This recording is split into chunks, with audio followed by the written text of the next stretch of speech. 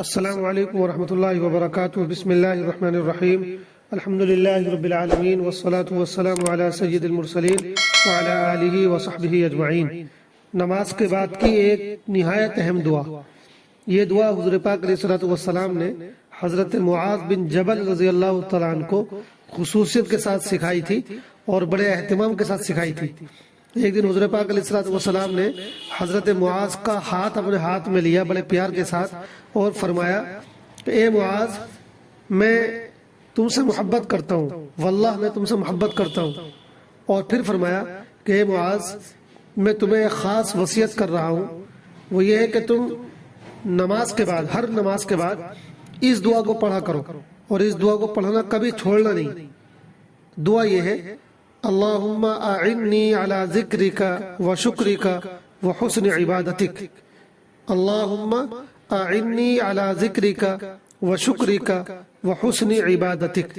اے اللہ، میری مدد فرما اپنے ذکر پر، اپنا شکر ادا کرنے پر اور اپنی عبادت کو اچھی طرح انجام دینے پر۔ اے اللہ، اس بات میں میری مدد فرما کہ میں تیرا ذکر کر سکوں، میں تیرا شکر ادا کر سکوں اور تیری عبادت اچھی طرح کر سکوں۔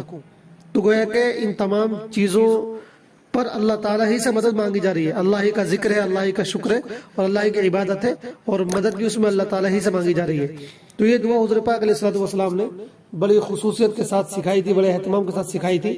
اور پھر حضرت معاذ رضی اللہ تعالیٰ عنہ نے اپنے شاگرد کو بھی، ایک خاص شاگرد کو، یہ دعا بڑے اہتمام کے ساتھ سکھائی۔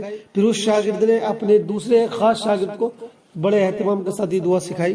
تو فرض نمازوں کے بعد، سلام پھیرنے کے بعد اس دعا کو پڑھنے کا اہتمام کرنا چاہیے۔ اللہ تعالی ہم سب کو یہ دعا پڑھنے کی اور پابندی کرنے کی توفیق عطا فرمائے۔